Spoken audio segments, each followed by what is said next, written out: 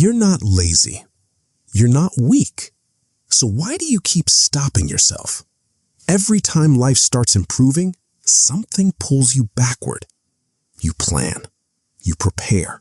You promise yourself this time is different. Then suddenly, the energy disappears. The habit dies. The confidence fades. And deep down, you know, something feels wrong. Psychology explains this. Some daily habits don't just waste time. They quietly train your brain to stay powerless. And most people never notice it happening. Sign number 1.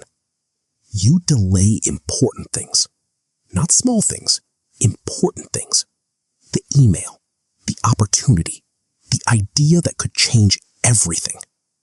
You call it procrastination, but psychology explains something deeper. It's called avoidance conditioning. Your brain learned action feels dangerous, usually during childhood. Maybe mistakes got punished harshly.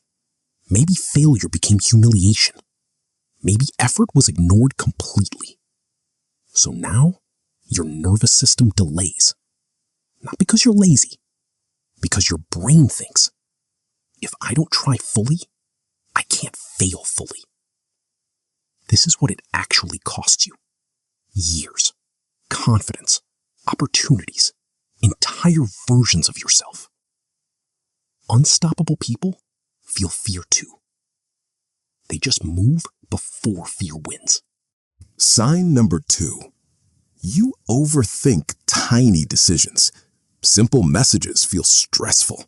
Simple risks feel huge. Your brain treats everything like danger because your nervous system learned unpredictability early.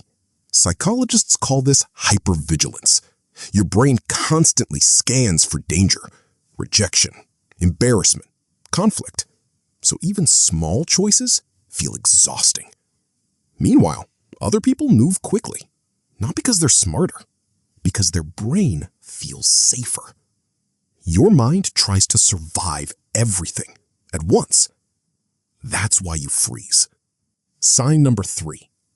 You're always busy, but nothing changes. You research, you plan, you organize, you prepare perfectly, but the thing never launches. This is productive procrastination. The brain gets rewarded for preparation, so planning feels productive, even when you're standing still. Especially if childhood mistakes felt shameful, because unfinished dreams still feel safe. They can't disappoint you yet. Unstoppable people start before readiness. That's the difference. They fail publicly, learn publicly, improve publicly, while most people prepare forever. Sign number 4. You need validation first, before decisions, before action, before trusting yourself. You need someone to say, that's a good idea. This habit usually starts young, when your feelings weren't trusted, when your ideas got ignored, when approval became emotional survival. So now you explain yourself constantly. You watch people's reactions carefully. You lose confidence instantly if energy shifts. But here's the problem. Nobody ahead of you will validate your future. The people winning right now, they stopped asking permission first. Sign number 5. You punish yourself for mistakes. One bad moment, and suddenly your brain says, I always ruin things.